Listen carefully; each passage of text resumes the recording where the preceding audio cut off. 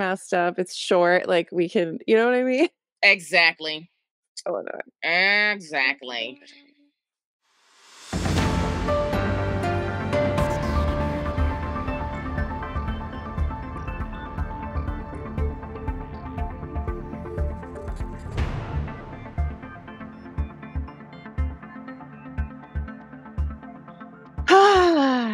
Okay. Mm-mm-mm. How do we do this again? Hello. Welcome to TBR Lowdown. Never a dull moment. Your sexy podcast voice. Never a dull moment. We must have technical difficulties at all times, but that's not going to All affect us here times. today. Right. Yeah, because we're not going to let it. No, we're not going to let it. And we got a very exciting episode ahead for you all. So yeah. So anyway, you want me to kick it off with what I've been reading? Well, let's just let them know what's happening today. So, sure, yes. Yeah, a couple weeks ago, Naomi, myself, and a little guest, interviewer, Jess Owens came on, and we had the chance to just chit chat with S.T. Gibson about her upcoming novel, Evocation, her past novels, publishing, all kinds of fun things, magic. Yeah. And it was a wonderful time. And we're so grateful to have had the opportunity to talk to Saint, but also to have Jess there again, back on the channel.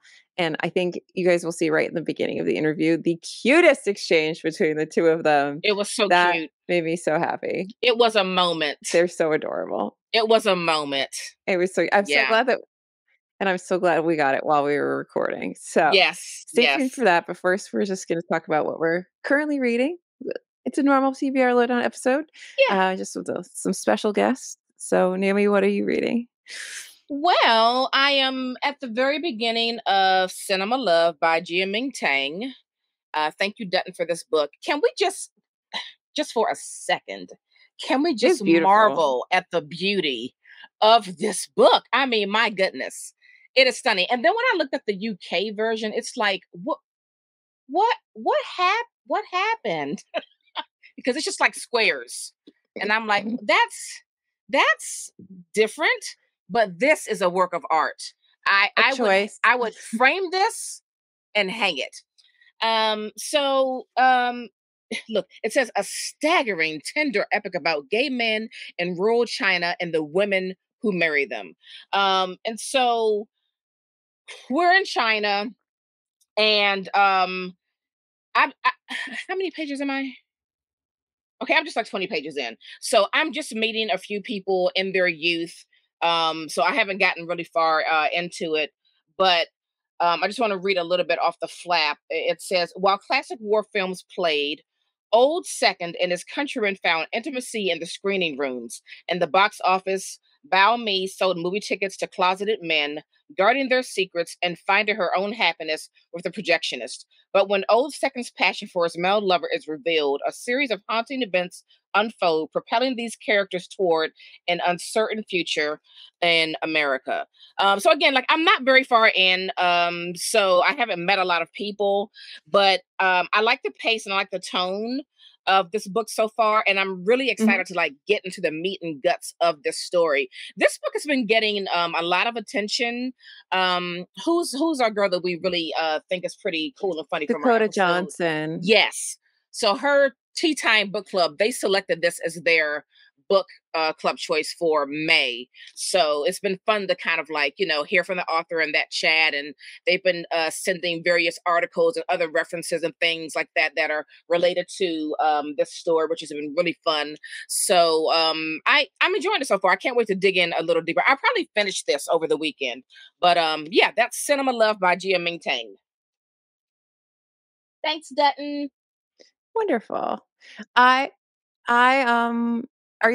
really enjoy the bulletin broadcasting, whatever it's called, thing on Instagram. Yes, I do the too. Tea Time Book Club is doing.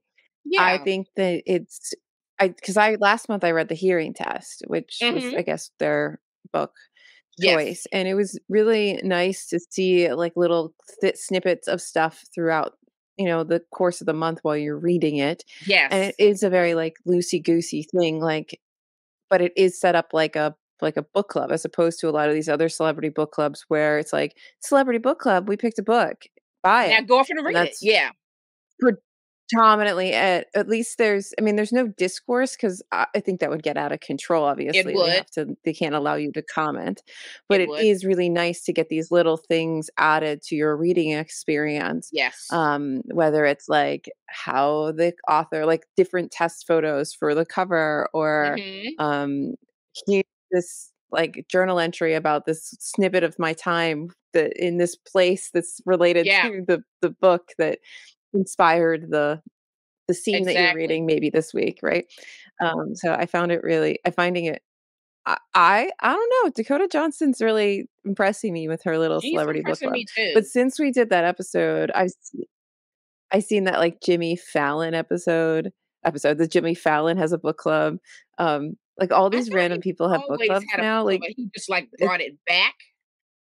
seem I don't know, he at least was showcasing it on Instagram, and it was coming Yeah, to the my world of the algorithm, and so it's like it feels like it's just there's so many of them now that I know. I'm getting pushed them, Yes. Yeah, and that yeah. was before we put out our episodes, so, like, Mhm. I wasn't you know, I don't think we had skewed the algorithm completely yet.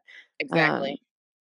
yeah, so it's It's interesting interesting, watching, right? but anywho, uh yeah, and I'm gonna say I do if you want to test out Dakota Johnson, a celebrity book club, I think the Dakota Johnson Tea Time one is an interesting one to try out. I have to agree. Um, yeah, and I kinda like what she's picking or Mhm. whoever is picking. I don't think Dakota Right. Johnson is sitting around picking the books, but, um, maybe she picks the final book, but she's not Maybe. compiling a list of books and whittling it down. I don't know. Right. Maybe this is her passion project. I highly doubt it, but maybe it is. Yeah. Anyway, I am on Mad Ship.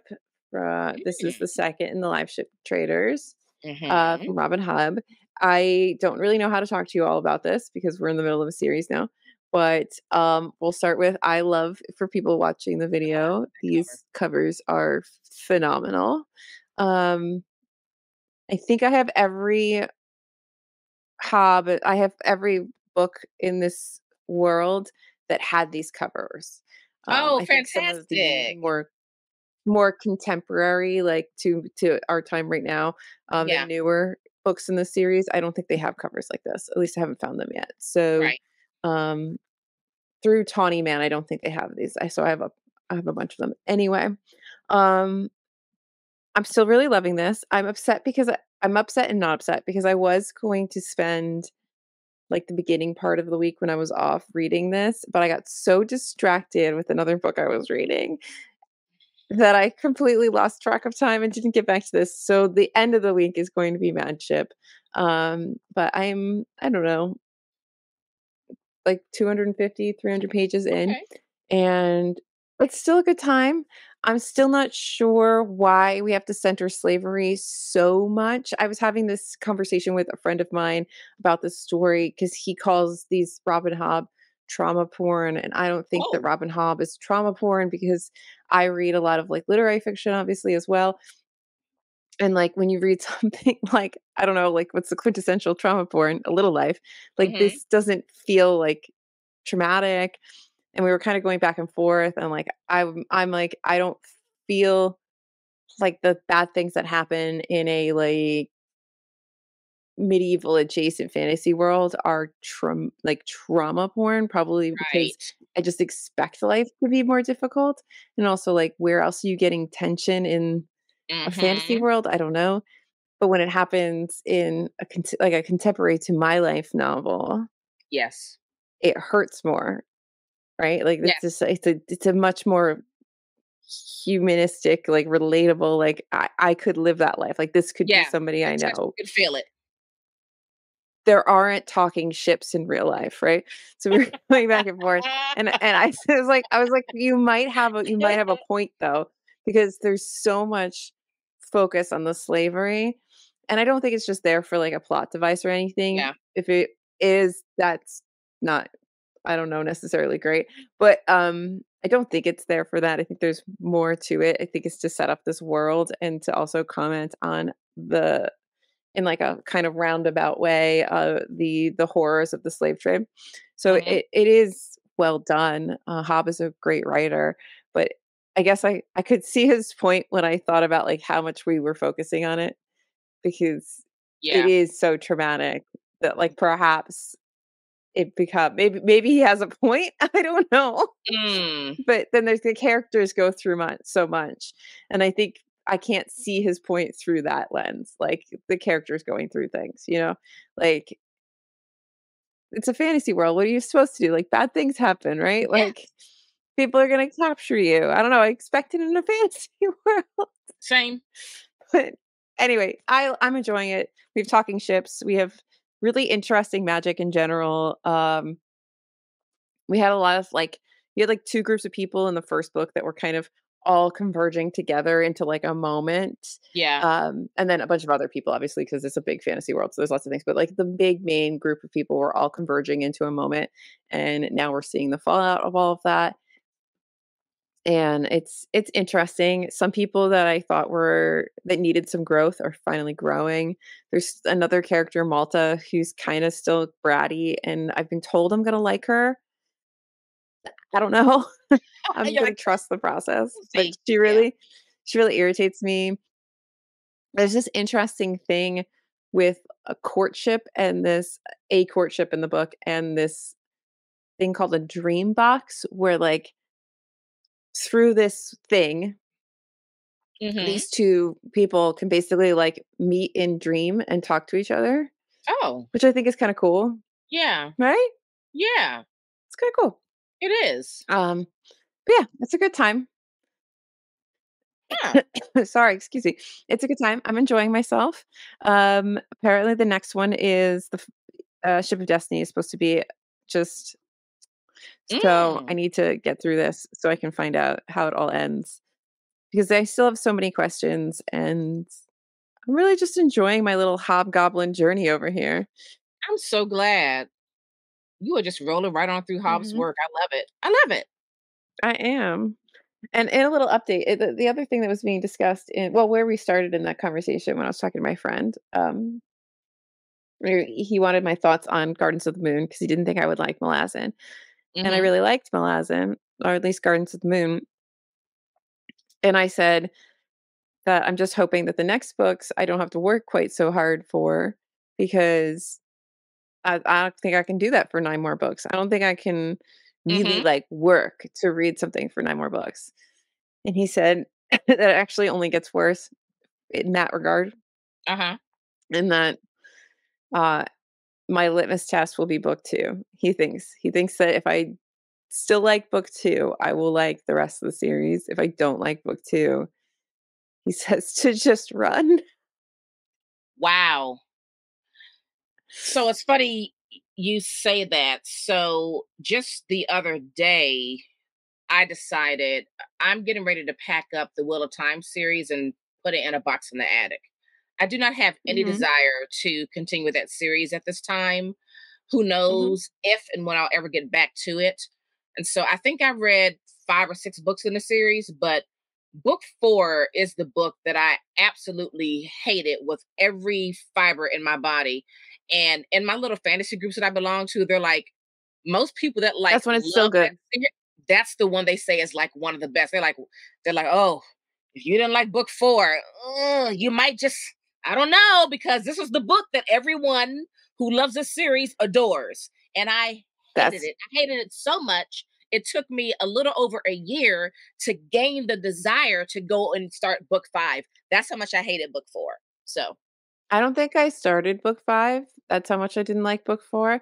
And when I said that, when my friend who like a year ago asked me, "Oh, where are you?" And I said, "I think I'm up to book 5. I gotta like, I stopped. I read 4 of them so far. He goes, "Oh, it's still good then." And I said, "What? What do you mean Right. it's still good? It hasn't gotten good." Yeah. It's so crazy because I love The Eye of the World book 1. So going back to Malazan, what I've heard from people that have read it multiple times is many people, even people that love the series, they don't hate book 1, but they may not love it. But it's book 2 where they like completely fall in love. That's the consensus that I've heard with the Malazan, So multi readers. yeah, so I guess he starts to have allegedly more lyrical writing, I guess, in book 2. I don't know. So we'll find out when we get there. Yeah. The one good thing is I don't mind waiting between books because they're not Hmm. like contiguous. Like they jump. Hmm. So I can wait. We're all right. But I did get it. I have it now. So I'm ready to read it when it comes time to read it. Yeah. But we'll see. Yeah. We will see. We will see. So It's a lot of pages. It's it a lot of is. pages. It is. Yeah. I'm still excited though. And I like what I'm reading so far. And we'll definitely finish that by the time this month is over. So I've made it to book 3. So yeah, Good. I've got high hopes. I've got high hopes. All right. Yeah. Well, Anyway, let's let people listen to this amazing interview with ST Gibson. And ST, just again, thank you for gracing us with your presence. It was really, really lovely yes. chatting with her. It really was. And thank you to Angry Robot for helping coordinate all this. We're different time zones all over the place. We Yeah, really appreciate it. So, we pulled it off. uh, So, and Jess, it was a joy to have you back. So, you're always welcome. yes, she is. Anyway, I hope you guys enjoy this, and we'll see you at the end for some book recommendations. Indeed. Let her rip. I think it's going. There we go. We're recording. Hello. Hi. Hello, everybody. So Welcome. we are super happy to have Saint, our ST Gibson, as you may know her. She's a literary agent, author of several books, including A Dowry of Blood, An Education in Malice, Odd Spirits, and her newest book, Evocation. She's a graduate of the Creative Writing Program at the University of North Carolina, Asheville. She has a degree in theological studies from Princeton Seminary, and she currently lives in Boston with her partner and her spoiled Persian cat. And we're so happy to have you here to talk about your new book coming out on the 28th of May, and also just anything we really want to talk about. So welcome, Saint. Hello. Thank you so much for having me. And can I also Hello. just say, if anyone is a new listener here, we have a special guest Oh, yes. back with us, Jess Owens. She appeared in season 1 on episode 18, where we discussed Empire of Pain by Patrick Braden Keefe, which that book just sent us completely through the roof with complete madness. So welcome back, Jess, as well. Thank you. Thank you. So I'm so excited. I know I had to rope Jess in because Jess introduced me to A Dowry of Blood and therefore introduced me to Saint. So she just had to be here for this. And I don't know how Naomi got down the ST Gibson rabbit hole, but we're all here now. So Also, thank you, Jess. Jess, I just have to fangirl for a second. I didn't know you were going to be here, and I love your YouTube. I got on the call and I was like, wait a minute. Oh my God. That's so awesome. Thank you. I told is a civil service. I love this so much. And you we get back to work. Amen. I love it. And I don't bringing people together. Really a ton of I don't watch like a ton of bookish content creators. I have like my little suite that I go back to, and it's nice to see you. Just had to say that. It's wonderful. That's great. Who said this wasn't my year? Jess. No, it's not mine. It's yours, Jess, and that's okay. I will let you have it. Amazing. Yeah, super excited to be here. Thank you so much for having me. It's lovely to see your beautiful faces. It's great to meet you guys. I'm so excited about this book and just to talk books and writing and everything with you. So thank you for being gracious hosts. Yes. Of course. So do you want to just start off and tell us maybe just a little bit about yourself, if you want to fill in some color from your little bio, and then of course, what is Evocation about? What is this book that we're talking about? Totally. I'm Saint. I am an author. I live in New England, and I predominantly write. I kind of play in different genres, but most of my work is romantic and has gothic themes, or is just full blown chewing the scenery gothic. And yeah, Evocation is my newest book that comes out late May. It's a series starter. It starts the Summoner Circle series, which is this like soapy urban fantasy romance series about a group of occultists and magicians living in Boston. And Evocation is about David, who is a high-powered attorney by day, psychic medium by night, kind of an occult prince who comes from this long family legacy of power and occultism, who realizes that his ancestor made a demon deal that is now being cashed in and coming for David. And the only way he can solve it by his 30th birthday is by working with his ex-boyfriend, who is also his secret society rival, and with the ex-boyfriend's new witch wife, Moira. And, you know, they get a little bit too close for comfort. Some feelings might arise. There might be some entanglements. And yeah, it's a good, spooky, sexy time. It's definitely a spooky, sexy time, and I loved it. So I'm so glad that, yeah, when Angry Robot reached out and was like, "Do you want this beautiful arc?" I was like, "Yes, yesterday." It is so pretty. It is beautiful. Yes. It is beautiful. They did a fantastic job with that. So who wants to start going? We have like a kind of like little bucket of questions to dive into, and then we can go wherever the call takes us. So sounds good. Well, I'm going to start with the first question. So, I have read these lovely books, Education of Malice, Diary of Blood, and I'm a quarter of the way through an Evocation. So, a Diary of Blood feels kind of historical to me in a sense, and Evocation and Education of Malice feel more like modern and urban. Do you have a particular lane that you fancy writing in more? I feel like I kind of stumbled into doing historical accidentally. But I think as an artist, if you kind of keep finding yourself accidentally doing the same thing over and over again, and I've written things with historical settings or vintage settings multiple times now, it's usually a good indication that you are interested in it and you do enjoy it. And so I've kind of embraced that. But I very much, prior to A Dowry of Blood, strongly considered myself like a contemporary fantasy writer. But, you know, I'm branching out a little bit more. And one wonderful thing about the historical setting of A Dowry of Blood that was so freeing, it takes place over like hundreds of years, mostly in Europe and in different cities and different countries, is that I really could just go ham and lean into the really flowery Gothic poetic language. And it felt appropriate. It didn't feel like, at least to me, it didn't feel like too much of a reach, because these are historical love letters. So they're going to be very emotional and very intense.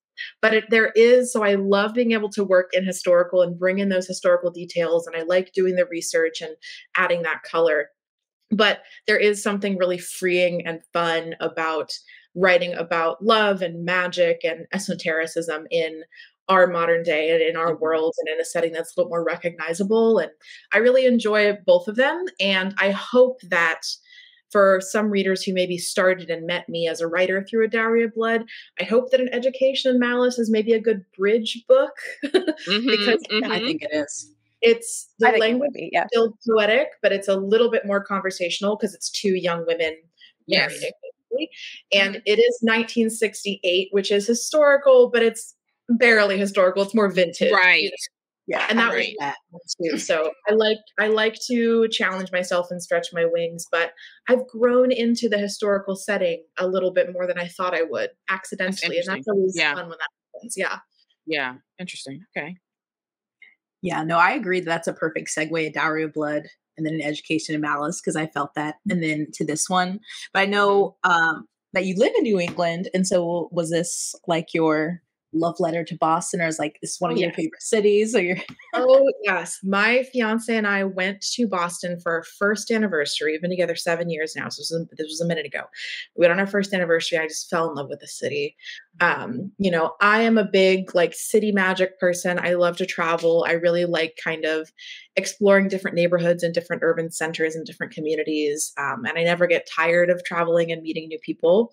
But Boston is really this interesting mismatch of like the historical and the modern, and there's some really beautiful parts of Boston's history and some really troubled parts of Boston history, and it's really important to like the American Revolution, and it's a big academic center and art center Yeah. and center of commerce. So there, like, you can spend so much time in Boston and never get bored. And the different neighborhoods have such distinct personalities, and it's a really cool city that I just really vibed with. And I lived there for 4 years. Maybe I'll move back someday. I'm never going to say never, but I'm outside of Boston now. But I did live in the city while I was writing Evocation, and it was a great time. I lived in the Brookline neighborhood, totally loved it. Spent a lot of time in Jamaica Plain and Cambridge as well. Yeah. Mhm. I've visited Boston a couple times. So reading, I was like, oh, I love reading something and being able to recognize the locations. Right. Yeah. It brings us another layer to the story. And so I was like, oh yeah, should have lived there before. It feels very Yeah, much it was real. Yes. It was really fun being able to write something while I was living in the city, because I could go visit the places. And, I would like go out to a bookstore or to a botanica or to a restaurant and be like, I got to put this in the book, or like at least an allusion to this, because there's something really special about it. So I hope Yeah. I did it justice. At least a little slice of Boston I was able to see through my particular lens. I think you did a really great job of capturing sort of Yeah. the essence of Boston, and I loved it. If I had to leave New York, I think that would be pretty much we'd have to go Boston. But Oh, I could totally see you in anyway, Boston. I love Boston. It's like Yeah. it's somehow a city and a small town all at the same time, and I kind of Yeah. I was going to say, love it feels like that. a smaller, Mhm. I It love is. that it's vibe. still a big city. Yeah. It's, As yeah, far as but big cities go, you can kind of hold it at least spatially in your head a little bit more. Anything larger than, I love cities, but as far as living someplace, maybe anything too much larger than Boston might be a little bit overwhelming, and I wouldn't be as encouraged to get out of my neighborhood and go exploring. So it was a great time. I love it. Love Boston. it's a lovely place. I do really. Every time I've been there, I've loved it.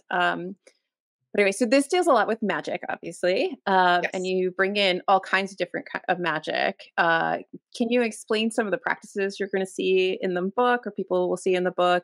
Maybe why you chose them, how maybe Totally. magic So, seeps into your own little life as well. yeah. Yes, absolutely. So the magic, the occult and the religious traditions and the magic in the Summoner Circle series are heavily rooted in real world living magical traditions. And that was something that for me was the most exciting, and the most just something that was really rewarding when I was writing it. And I've kind of been, I truly am like a lifelong student of spirituality and religion and mythology. And it's kind of my pet obsession that's been with me as long as I can remember, and will probably always be with me. Like, I did go to grad school for theology and art, and I spent a lot of time in grad school, like sitting on the floor of the occultism section, like going through the books when I should have been studying. So I just kind of have this bottomless appetite for it. And Evocation was a great way to share these traditions that I learned about, some of which I have practiced or do practice myself, but many of which I just really enjoy learning about and respect, to share them with people who might not have encountered them before. So what you'll see in Evocation, there's a lot of ceremonial magic with the secret society that comes out of Western Hermeticism, particularly inspired by the Hermetic Order of the Golden Dawn, which was a secret society at the turn of the 20th. How does this work? 1890s and beyond in England and into America. There's also representation of astrology and tarot, some folk magic traditions, chaos magic, Santeria, and some references to other forms of magic that will, be a little bit more beefed up and take center stage later in the series. But it is my great hope as an eternal student that I was able to portray these traditions in a way that was dynamic and interesting while still being respectful and not centering myself as an authority necessarily, unless it was something I really had personal experience with. But it's also just a great opportunity for me to always keep learning to try and do these things justice. So if you're interested in learning more about magic in our world that we live in the 21st century, this might be a book that's interesting to you, and you might find something you want to learn more about on your own time, which is my great hope. But I think the magic system in the book I have the most familiarity with is tarot. I've been a tarot reader professionally and personally for 10 years now. And I collect decks. I collect too many things, but I do collect decks. To be able to Who collects too many things? Nobody. Anybody? Anybody? No. I was wondering, I was like, I wonder if like astrology or tarot was something that you practiced from that. I do, yeah. Particularly tarot. And then as I get older, I'm really trying to become a little bit more serviceable with astrology myself. But my brain really likes the symbolic language of the tarot and kind of the pictorial elements of it, whereas astrology is kind of like space math. And so it is a very deep discipline with different schools of thought. But I feel like I learn a little bit more about it like every month, and then I add it to my knowledge, and hopefully someday maybe I will be serviceable in that discipline, but I mostly come from tarot. Yeah. That's so interesting. So, I'm just 13 chapters in, but right now, Moira's my favorite. Okay. And when I learned that she kind of like, that she had that root work magic going on, I was really intrigued because there's things of that nature in my family as well that I don't really know anything about, but I have a deep interest in it. So I'm very excited to see where that goes with this character. But like, she's my favorite right now. I'm just feeling her vibe and everything about her. Love me. I think she'll stay your favorite. She's gonna stay your favorite. She really will. Yeah. And all the, the way the books are structured in the series is that they're all little soapy love stories centered around magical people. But I focus on one character and their transformation and their love story in each book. And so David really dominates book one because it's David's book. But I'm really excited for Moira's book, which is book 3. We're going to have to be a little more patient, but we get to like learn about her family and I can't wait. I can't wait. She powers up in a big way. Like, it's going to be so good. So I'm glad we love her because she's really important. Yes. Oh, I'm glad that everybody's getting a book, because one of our bucket questions here is Lita going to get more? Because I need Lita to get more time. I need more chaos magic. Oh, you're going to get more chaos magic. Lita is so interesting. She's just really interesting. I find her very fascinating. Lita is the darling I refuse to kill because she doesn't come in until later in the book. I'm not going to spoil anything about who she is for anyone who hasn't read the book yet, but she is a chaos magician and like a goth rock star, sort of cult leader. Like, she's really cool. But she is the chaos magician big time. And I'm really excited to dive into her more. And when I was revising this book with my agent the first time years and years ago, she was like, Lita doesn't come in until really late. Are you sure you want her in this book? And I'm like, oh, I have plans for her. Like, let me cook. I promise I'm So I'm glad you like her because I love her. She gives me like alpha billionaire owning a sex club vibes that you would find in like just any other kind of romance novel, but everything's kind of flipped. And I just find it really juicy. And I like this potential exploration of her being like, can't wait to get to that. That kind of, I just love her. I think she's great. Yeah. Thank you so much. So there'll be 3 total books. 4. Woo! Bring it.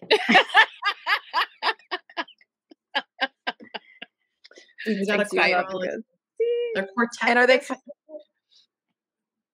So are we doing like yearly, or you getting 2 out a year? Do you have an idea? For the Summoner Circle series, and this is rough, anyone who is listening, this is a rough estimate. We are shooting to do 1 installment in the series a year for 4 years. However, that is contingent on me meeting my deadlines. And I am someone who, as an author and as a writer, I have a pretty easy time. Sometimes Education of Malice tried to kill me, but I lived. I usually have an easier time with the first draft, but revision for me can be pretty unpredictable.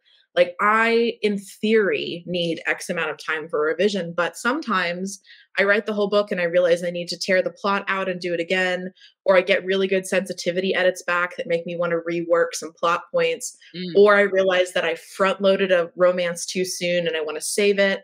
So sometimes you get like big edits in revision that might slow things down, but I'm hoping that I have a clear enough vision and that I can stick the landing on the schedule. But yeah, we're shooting for 1 book a year. Okay. And I'm manifesting that.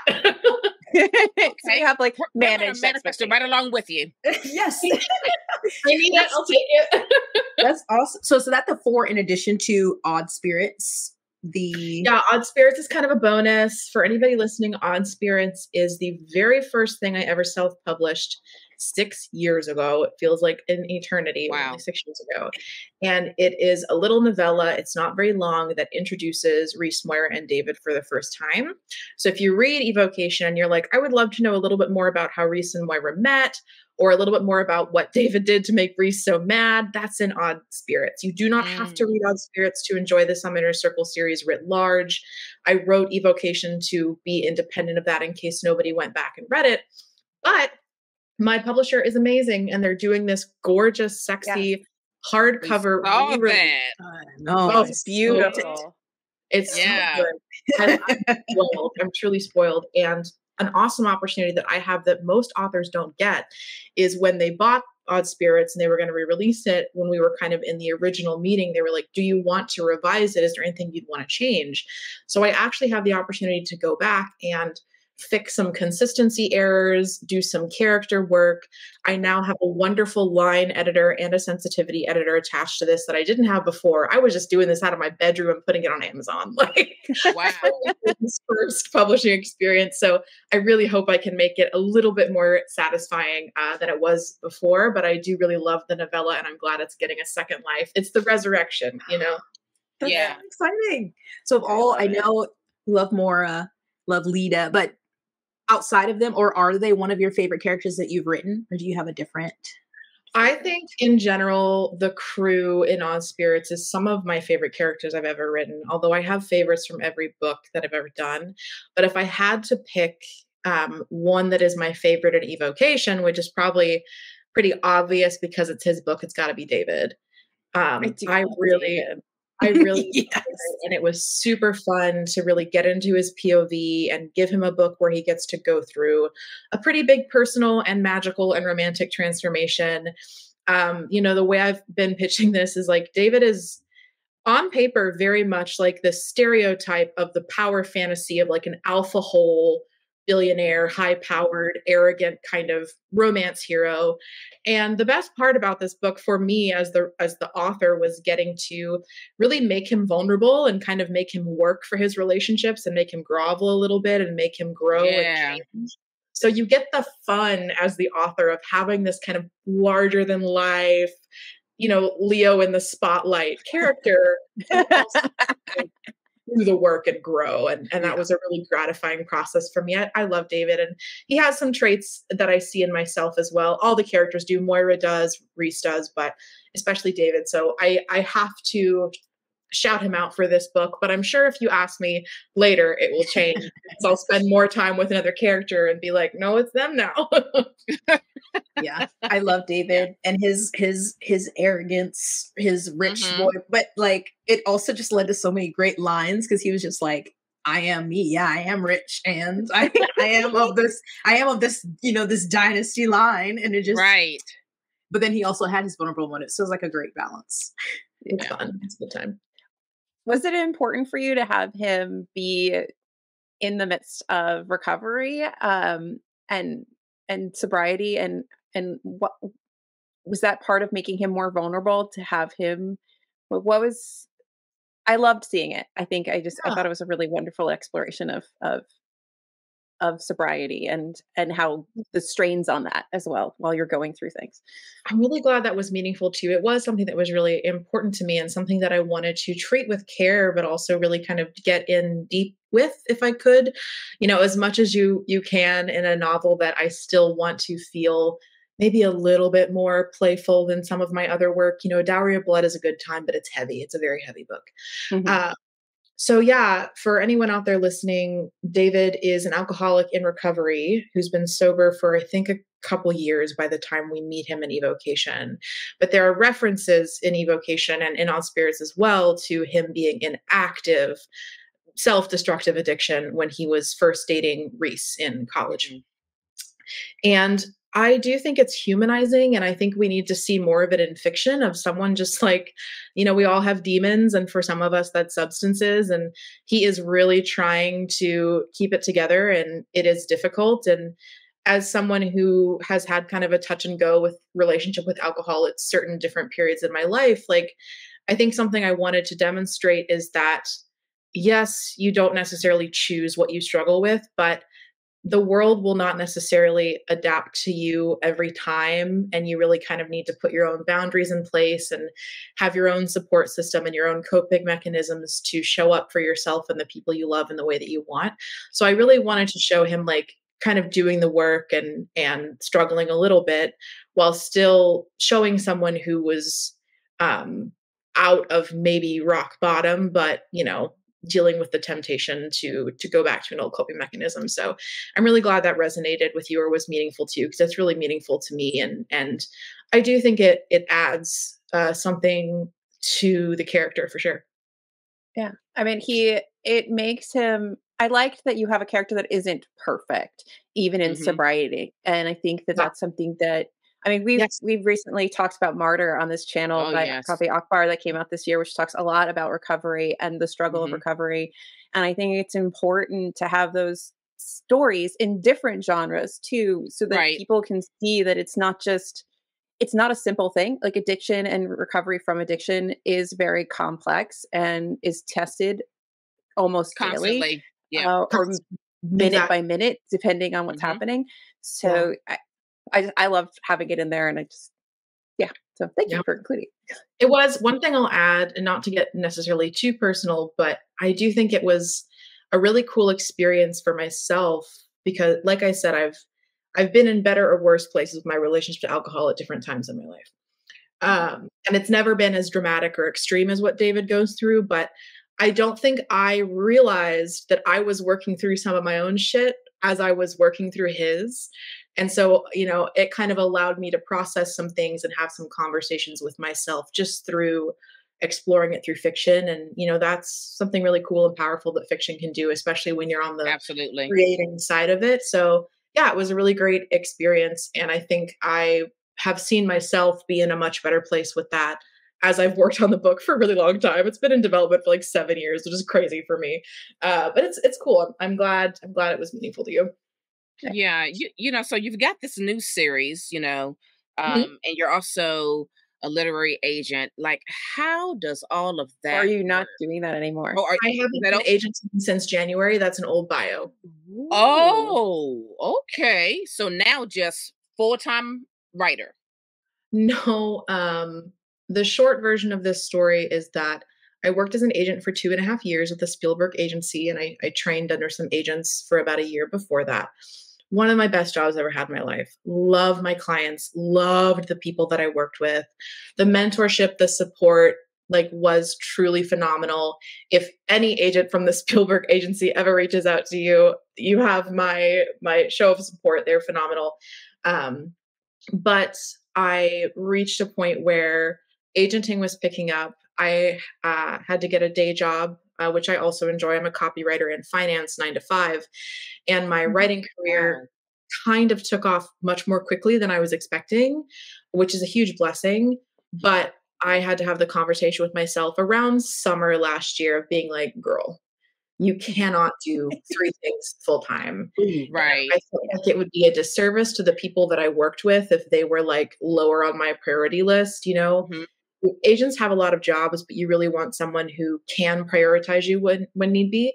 So I reached out to my clients about 6 months before my exit, and I built them a little exit plan and set some of them else with other people. So no hard feelings. I loved that job. I don't have the time. There's not three of me.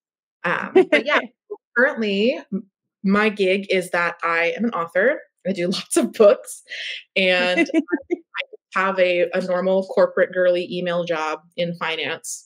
Writing emails. Wow. That's so amazing, though. I write those emails too. I know about it. Yes. I love that corporate author girly purr. Okay. Yeah. Yeah.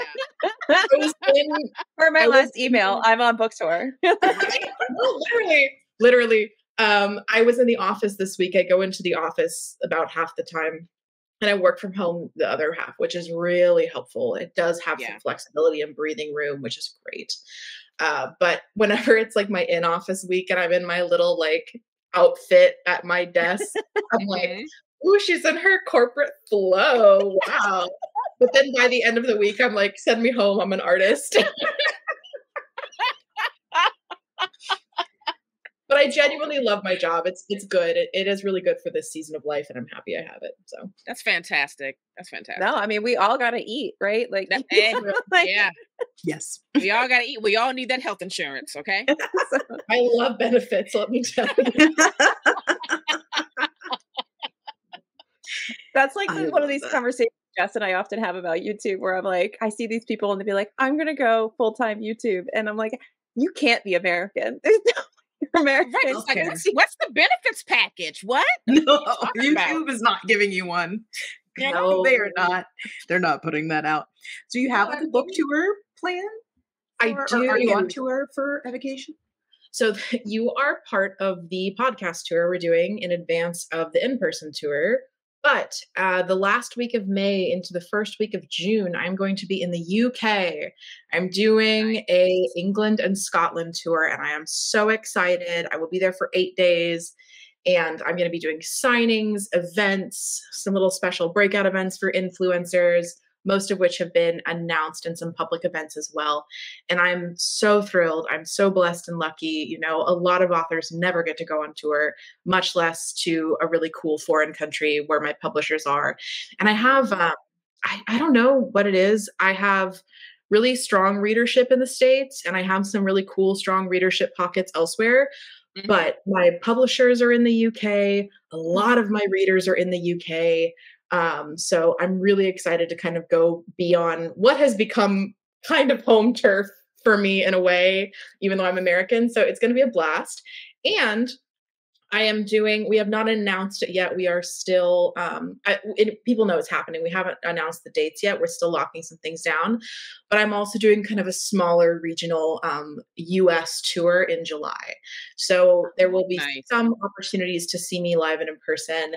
And that is probably the touring and the traveling I'm going to do this year. I wanted to get out to some cons, but I tend to overbook myself, and I'm really trying to not do that as we approach 30.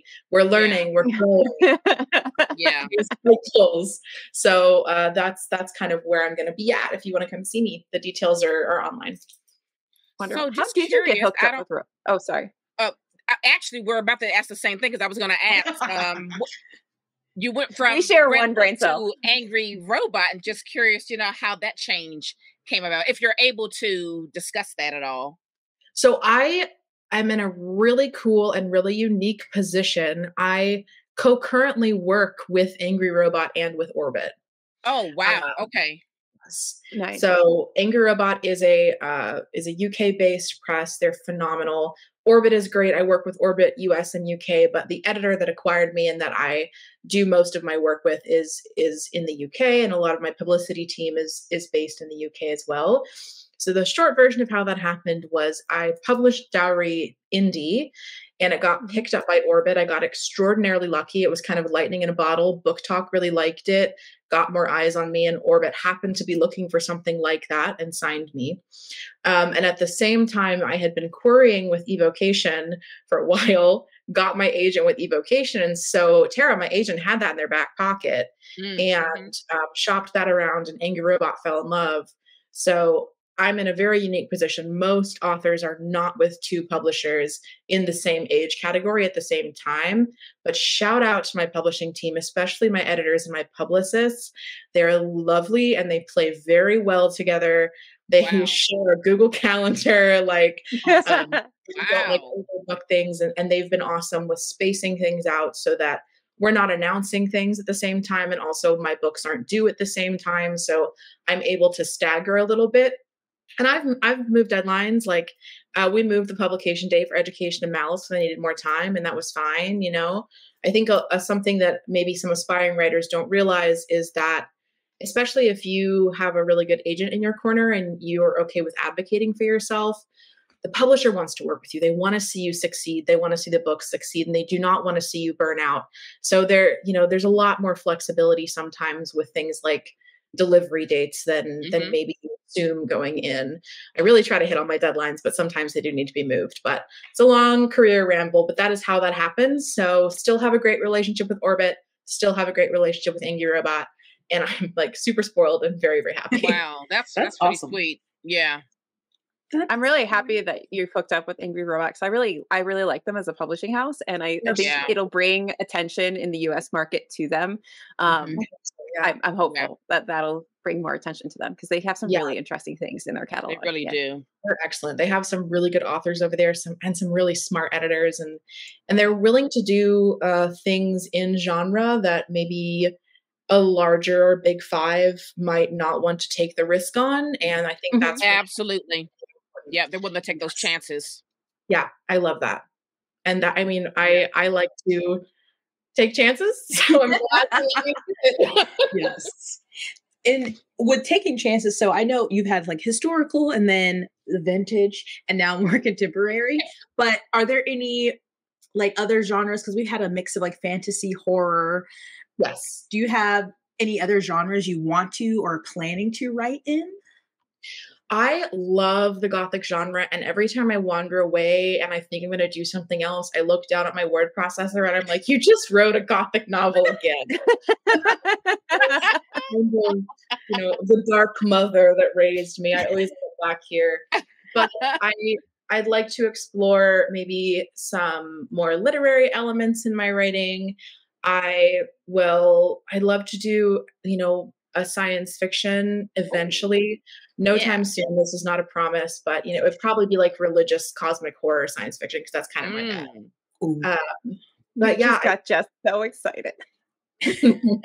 I just keep coming back to the Gothic because that's kind of the little shadowy room where horror and romance kiss, and I'm really attracted to those very embodied, visceral genres where kind of big emotions live. And I think for me, where I really like to play is in that Gothic horror romance space. Yeah. Do you have a favorite Gothic that isn't yours? Like, where are your inspirational favorites that? I don't think I would have the career I have at all were it not for Anne Rice. She really, complicated fave, pour one out. But she really did some amazing things and brought the Gothic genre kind of back into the zeitgeist in a big way. And also, I'm someone who writes a lot of religious themes, and I write pretty frankly about sexuality and desire. And, sometimes people might think that those two things are diametrically opposed. But I remember being in high school and I read like Interview with a Vampire, and then I read some of Anne Rice's erotica, and then I read like her spiritual memoir about being Catholic. And I was like, if she can do it, nobody can stop me. Right. That's a more contemporary example, but I think my favorite work of Gothic literature has to be Wuthering Heights. I love Wuthering Heights. It really stands up to the test of time, and I'm someone who I'm really drawn to big emotions, intense sensation, a little bit larger than life storytelling. I like tragedies, and Wuthering Heights is all that. Like checks all those boxes. Yeah, exactly. It created the box and then checked it. It did. It did. Yes. Wow. Yeah.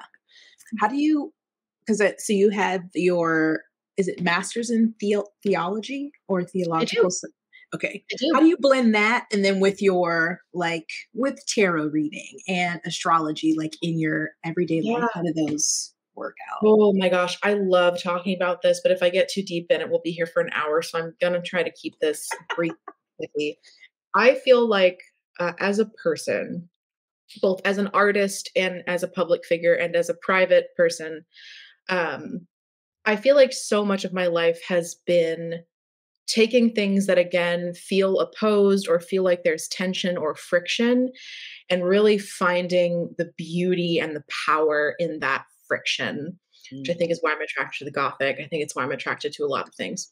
Mm-hmm. And I've always been a pretty spiritual, pretty religious person, but I've also really always been interested in things like mythology and magic and all the different ways human beings use signs and symbols and stories to make meaning about our lives and about death and culture and the world and nature and all those good things.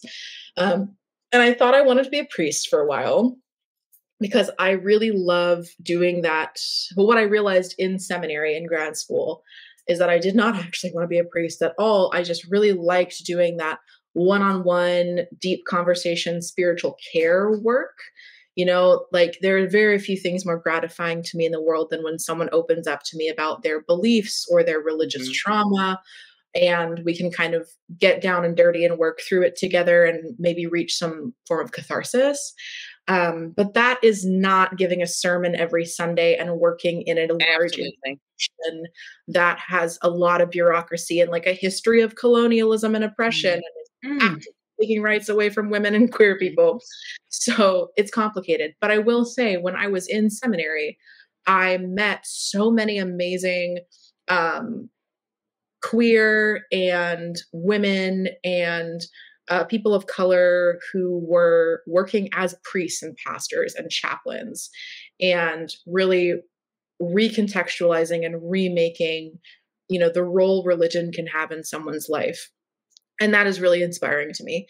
So I just can't stay away from either of it. And I think they're talking to each other.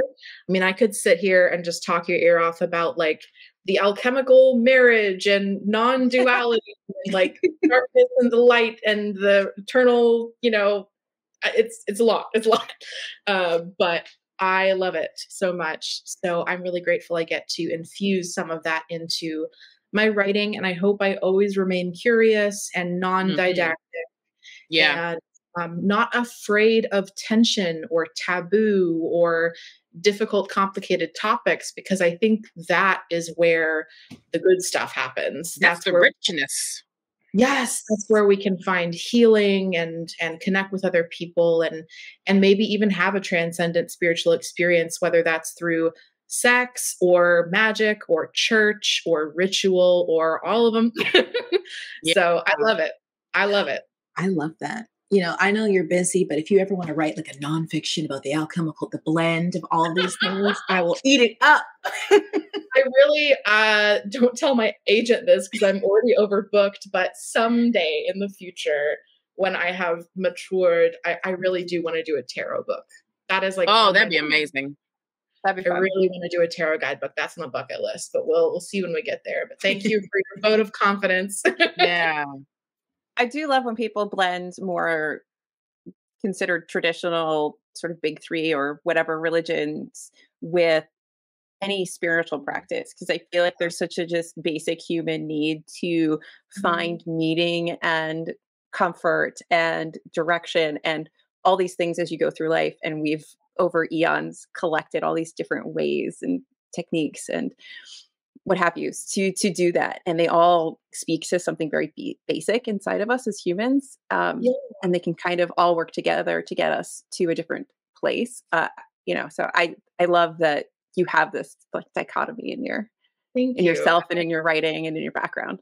My spiritual practice right now, for anyone that's curious, I think kind of the three big pillars of it is, you know, a certain very personal form of Christianity. I identify as Episcopalian, you know, a liberatory queer feminist you know, kind of preferential option for the poor kind of Christianity. But I also love the smells and bells and the ritual and the communion and everything. So like I'm about as close to Catholic as you can get while still being gay. That's why I'm Episcopalian. Right. But the other two pillars are really my tarot practice, which has been really transformative for me and is my favorite way to connect with other people. And also my ancestor veneration practice that I've kind of been building up over maybe the last 3 or 4 years, which if anyone is interested in that, I highly recommend Honoring Your Ancestors by Mallory Vaudois. It's a very friendly but rich introductory text. And basically, it's just holding ritual space in your life and in your home for people who came before you and honoring the dead and trying to learn from their mistakes and trying to keep them with you in the actions that you take in the world, and maybe do some intergenerational trauma healing if you can while you're at it. So those are what I'm rocking with right now. And I'm sure it will change in the future, but those 3 things really keep me grounded, and I keep returning to them. And they're very, for me personally, they're very nourishing is the word. I love that. Do you have a book or a place to start if someone wanted to get into tarot? Yes, I do. Hold on, I'm by my book. Perfect. So I have a couple. I think this is probably your best one. Okay, I'll give you 2. I'll give you 2. You can give us 3 if you want.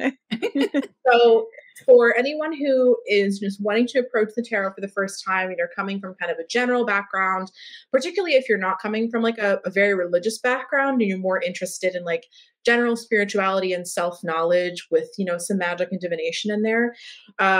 What the Fuck is Tarot by Baccara Winter. It has a funny title, but this is a phenomenal book. It's beautiful. I just like, it gives you so much to think about, and it's really accessible while still being deep, and it's not that long. So this is a great one. It was gifted to me and I read it and I keep coming back to it.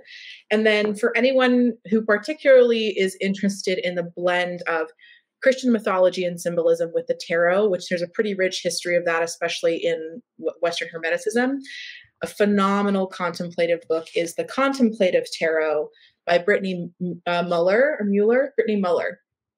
So both of these are really good depending on where you're coming from. They're excellent. And if you want to start reading and you want to become a reader, a resource text you should have on hand at all times, but don't try to read it like a book, is 78 Degrees of Wisdom. It's the OG, will never fail you. It's good stuff. Those are my recs. Wow. Love it. Hey. For myself. Thank you. Thank you. Wow. No, I've been attempting to keep a tarot journal off and on for quite a while, but I think it gets a little daunting at times because you're like, what am I really? Do I know what's happening? It's good to refer back to, though. I'm off and on with my own journaling practice, but I always feel better when I do it. So I try to do it. Yeah. I have like too many journals. You do have quite a few. I'm always impressed at your amount. I know you mentioned Wuthering Heights earlier. I'm sorry, Alyssa. Go ahead. I was just going to say one day I'm going to die and someone's going to find them in the back of a charity shop and I'm going to be like famous. I bet you. I hope it's me. Can you just send them to me? Thank you. You want my journals? Yes. I don't think but again, you can have them. But Wuthering Heights. So that made me think of, because of course I was going down your Instagram more recently, not to be a creep, and I was like, oh yes, there, because I was like, I knew there was something else that was announced. So can you tell us or give us a little tease about what Savage Blooms is? Oh yes. So I will preface this by saying I know I do a lot of books. I will not always do so many books in a year. It is strategic, and nobody We're not complaining. Nobody has to read all of them, so pick and choose which ones you like. But Savage Blooms is upcoming in 2025 for me, fall of 2025. It is an Orbit book, and it is an erotic gothic romance trilogy. Whoa! Yeah. So it starts with Savage Blooms, which is the first book, and I basically, I'll talk about it too long. I'm trying to think of how I want to pitch this. Yeah, it's a very sexy, super angsty, me going whole ham, returning to the level of gothic angst I was doing in A Dowry of Blood, maybe more. about two American best friends who go to Scotland in search of a legendary cave. And they end up kind of getting trapped in this mansion with an eccentric aristocrat and her brooding groundskeeper. And they get pulled into this very twisted game of like kink and fairy enchantment. And it's like sexy, dark, deep fairy lore. And that's the magic in that. So if you like Wuthering Heights, you like Wuthering Heights, let me tell you, I'm making something for you. And yeah, that's Wuthering Heights meets The Cruel Prince if The Cruel Prince was like adult and more sexy. I mean, all I know is I've enjoyed these. I'm just going to read whatever you write, so it just doesn't really matter. Correct. Yes. Thank you. Pretty much doesn't matter. Sadly, this is not available for me to pre-order yet. No, it's not. We don't even have a cover yet. But there's a title. You can add it on Goodreads or Storygraph. Right. We'll be sticking it on there. That's exciting. It is. All right. So I know you're not a literary agent anymore, but from your experience as both that and a writer and all of your experience to date, yes, do you have some like words of wisdoms, like your key things to tell a new writer? Are you talking? Yes, I'm happy to do this, but I'm going to ask you to tighten the question a little bit. Okay. Are you asking like querying tips, or are you asking like getting the book written tips? One of each. Okay, that sounds great. Yeah, I would say so for querying tips. This is going to sound very simple, but it's a fairly easy mistake to make that can kind of hamstring you, that I think I've made and a lot of people make. As few proper nouns as you can manage in the query is where you want to go. I would say don't use more than 2, maybe 3 character names. If you're writing secondary world fantasy or science fiction where a lot of the names might not be familiar, instead of saying the name of the planet or the city, just say like the capital city or the invading king or her sister. Like, I think it's a really easy mistake to fix. But if there's a lot of proper nouns, it can be a little bit overwhelming for the agent and they don't know where to focus their attention. And similarly to that, I would say, remember that a query is marketing copy. It's pitch copy. So you don't have to share everything about the book. You just really want to focus on 1, maybe 2, if it is, dual POV romance, but that's a very specific thing. Characters, emotional and external journey, and the stakes that they're up against. What happens if they don't succeed? That's usually a pretty safe and effective strategy. So those are some query tips, just some things I see that are kind of easy to fix that help a lot. It's like a low lift that really elevates the query. And then in terms of getting the book written, I always say like,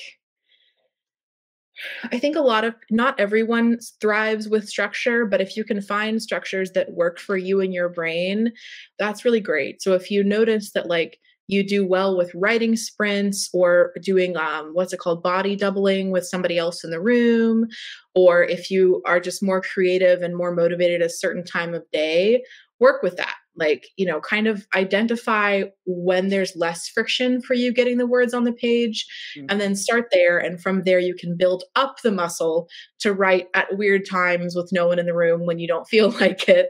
But that's like an advanced skill. So you can start with what's comfortable. And I would just let that lead, and don't be afraid of revision, but also your first draft is truly, and I mean this, no rules, go big, follow your id, follow your bliss, put the sex scene in the book for the love of God, put the 5-paragraph descriptions of food, anything that feels indulgent, because you can always take it out later.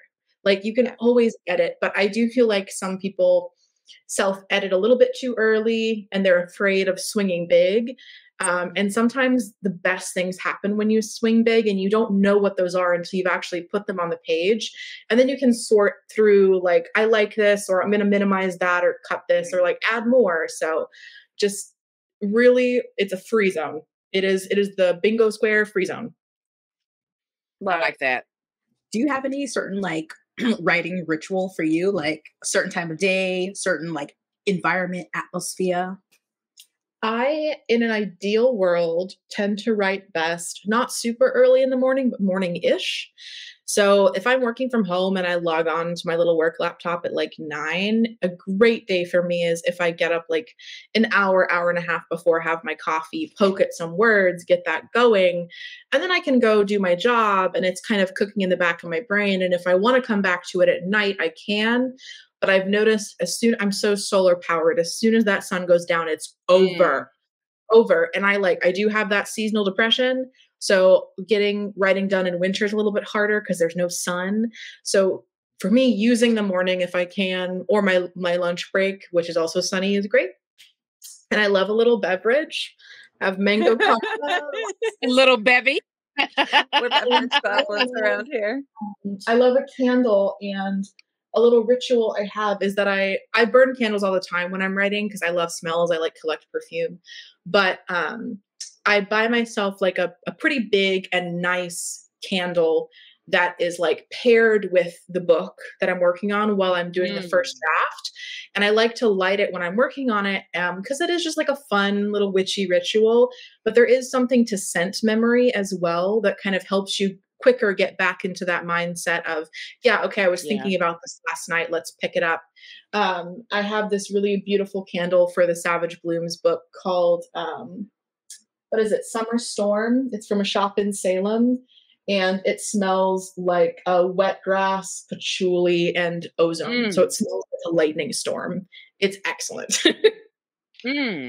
So we can find this candle, breathe it in for a year, and then we'll be ready to read. Preparation to read. Yes, absolutely. It's from House Witch in Salem. That's going to be our pre-read. In the interim, light the candle. Yeah. Breathe it in. It's coming. It's going to come. Beverages and candles. I have to have a little treat to get through the day. Yeah, hear that. Don't we all need a little treat? Yes. Treats and beverages is how I survive. Treats and beverages. Well, we're going to have to wrap this up soon, so we don't keep you too long. But before we get out of here, do you have any book or books that you think people should read? Whether it's an old book, new book, what do you recommend? Oh no. The hardest reader question. Fall out of the back of your head. That's actually a great question. I usually get asked at the end of an interview, what are you reading right now? And then I usually black out and I don't remember anything. But that's a better question for me. So some of my faves to shout out to writers who I think are some of the best in the romantasy game right now that are also friends that I love very much are Hannah Witten, who wrote for The Wolf and also the Night Jaded Crown trilogy. Yes. And Sydney Shields, who wrote The Honey Witch, which comes out next month, which is a really lovely cottagecore sapphic romantasy. That's been on. I want to read that one. It's a warm hug. It will cry, but it's a warm hug. It's so lovely. And an older series that I really love that I don't see as many people talking about that I'm always happy to talk about is, what's the series called? The first book is called Winter Tide. It's a 2-book series by Ruthana Emrys. I'm not sure how to pronounce Ruthana's last name, but it is a really beautifully written send up to the Lovecraft mythos, but written from kind of the perspective of the folks who get left out of the Lovecraft stories. So there are characters of color, characters who've experienced the internment camps, women. It centers a young woman who has experienced kind of the cult trauma of growing up in like a Lovecraftian cult and is trying to recover from that.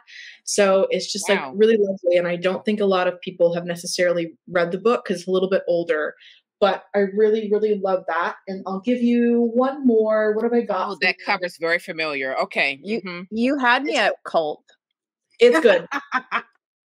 You will always have me at cult. I think, you know what? It's my favorite series. I love The Raven Cycle by Maggie Stiefvater.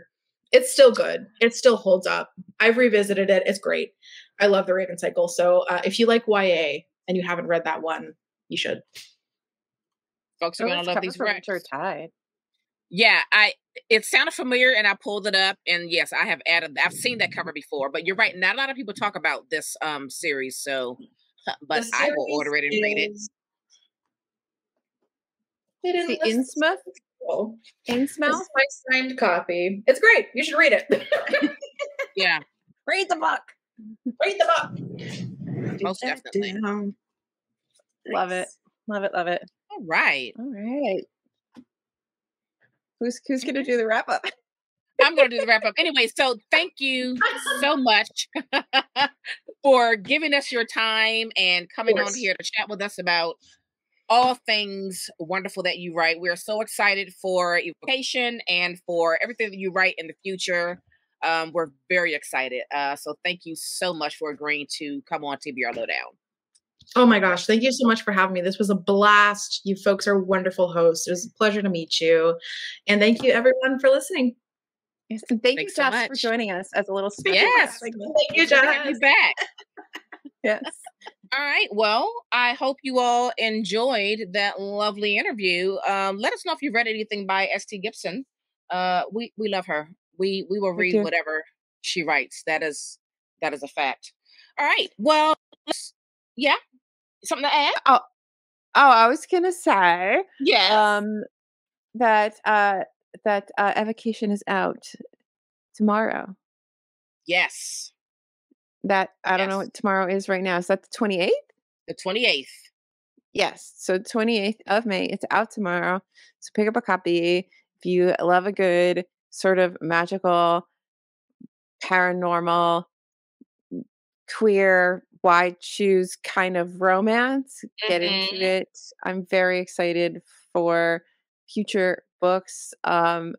We needed Moira's Yes. book like yesterday, so really excited for this. Very exciting. Mm-hmm. All right. Shall we get into some recommendations? Yes, ma'am. All right. Do you want to go first? I will. Okay. I'm fairly certain that I've recommended this before in some capacity, and I don't care. We're doing it again. Because I am running out of books to recommend to you guys. So, all right. So, The House of Hollow by Crystal Sutherland. I was just like looking at the shelves and I was like, what is calling to me to recommend? And this was calling to me because I've been in a bit of a horror kick the last week and a half. So this just made sense. So this is about, I think there's like three girls. Yeah, there's three girls that at some point they just kind of go missing for like a little bit in Scotland, and then they come back and they're different. I think like their hair is white. It's been a while since I read this, okay? Like they just come back, their appearance is different. Their blue eyes are black, their dark hair is now white. And as they grow older, odd, eerie occurrences seem to follow them around. They're very like intoxicating, they're very beautiful. The three of them are all very different. And it's this whole eerie story about what happened to these girls. And it is dark and twisted, and there's body horror, and it's so good. I enjoyed this so much. I think one of the sisters goes missing again when they're adults, yeah. And the other two have to try to find her, and that's what unravels everything that happened to them and who they are today. And it's just a good time. It's a good time. It plays with some folklore and some myth, and I ate this up. So yeah, I remember you really loving that. Crystal Sutherland.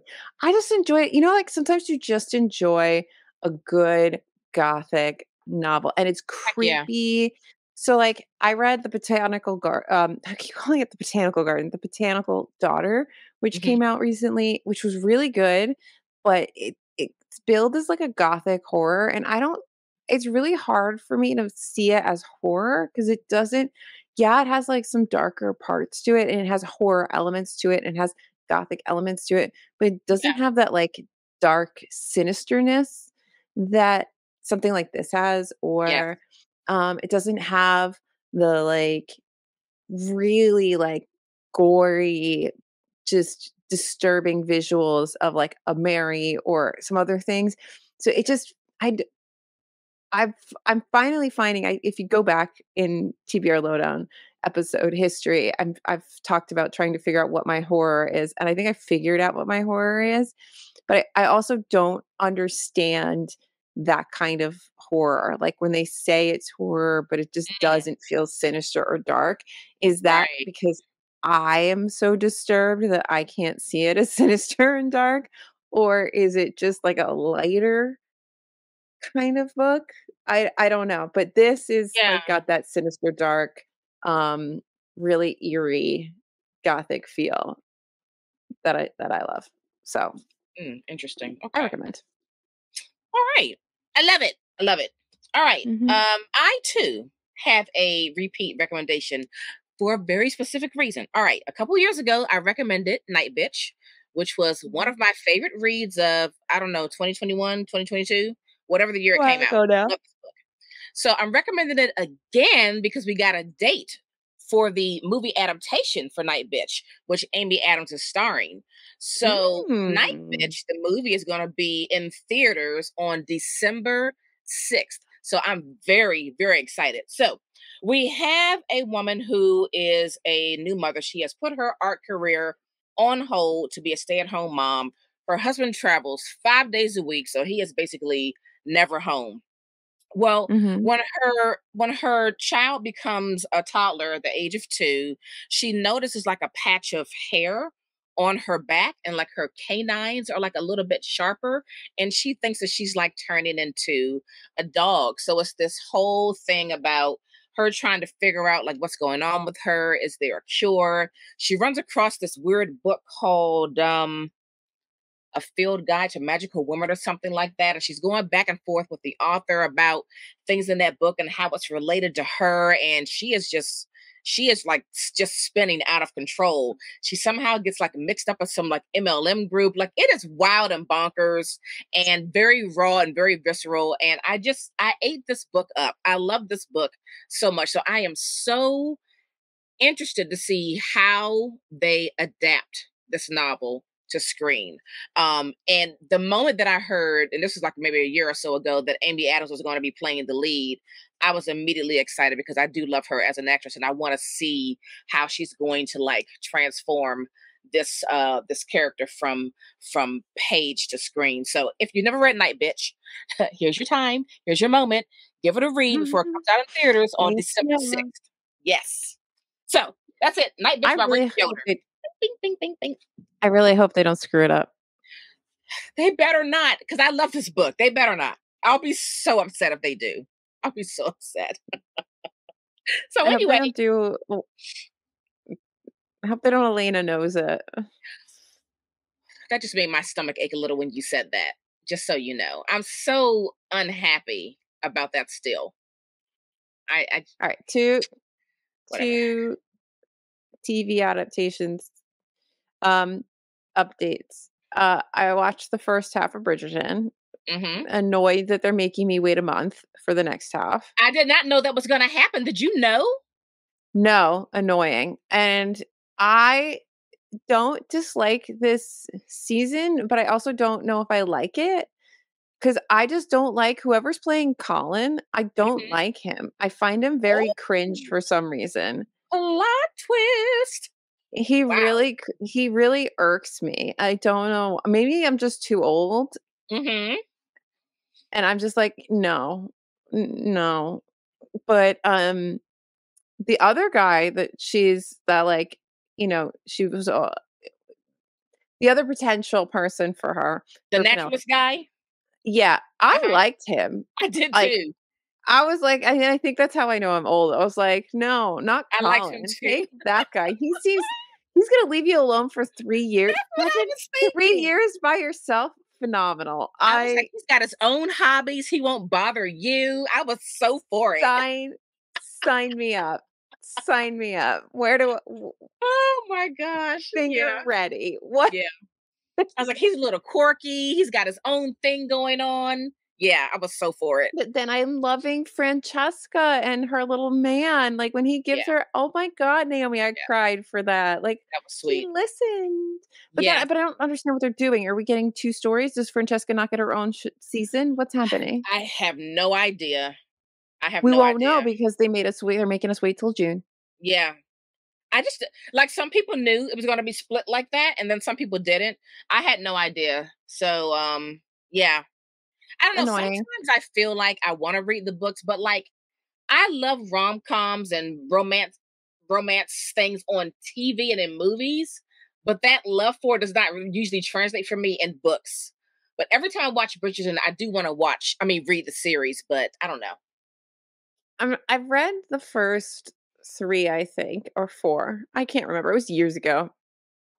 And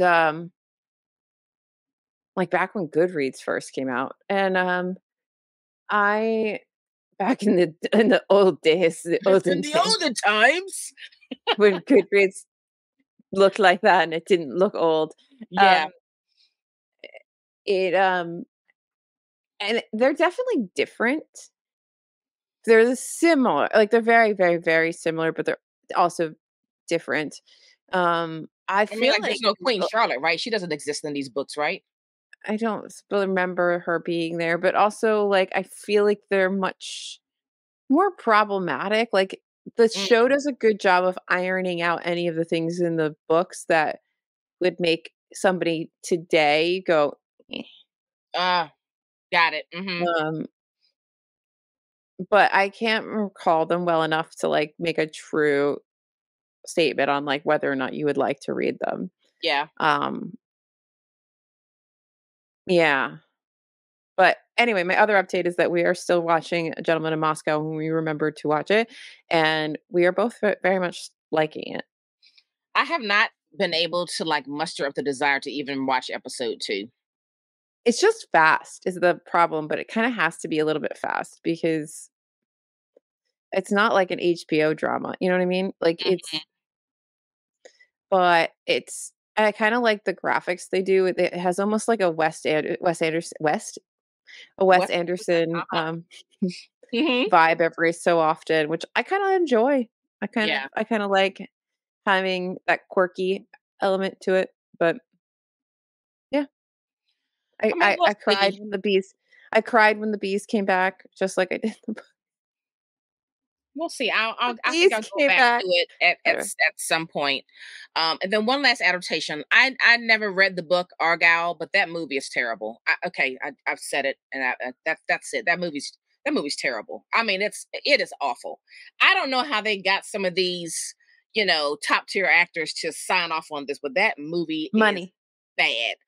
Right. money. Okay. Yeah. Someone got a new hot tub or mansion or country, whatever. That movie's terrible. Okay. I also wonder if sometimes they have to take these things. You know, like how when you have money, like real money, not like us money, Yeah. and you sometimes you have to like take a loss on something to adjust Hmm. your taxes, you know, Hmm. like balance out your taxes. I wonder if that's sometimes why these people take these terrible movies is that like they can Mm, show a loss or something like that on their interesting. taxes and pay less money. Yeah. I mean, I want to call up Samuel Jackson and be like, hey man, so you said yes because what? Okay, just saying, just want to know. Anyway, it was terrible. Money. But whatever. If I would have Mm. paid money to see that in the theater, I would have wanted to punch someone in the face. It's a terrible movie. Okay. And I'm an easy grader when it comes to movies. She But does not just for that like she just likes media. Like she's I really I do. I love it. But that I was like, wow, this is bad. yeah, Anyway, it's I've had no desire. Anyway, yeah. um yeah, so that's that. Go That's pick it. up Evocation. Pick it Don't up. watch Argyle.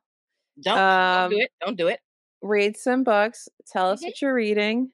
Yeah. Leave a review. Yeah. Be kind. Yeah. What And else you tell got? a friend. Share this podcast with a friend or two or 23. Or I'm just 12. saying. Or 12, Pick a number. Pick a number. Follow us at TBR Lowdown everywhere. Visit our website, tbrlowdown.com. That's where all the good stuff is going down. information about our Discord, Patreon, all that good stuff. And yeah, that's gonna do it for us because we are just slowly Losing our minds. steam. So that's gonna do it for us. Thanks for tuning in. We are out of here. Bye. Bye.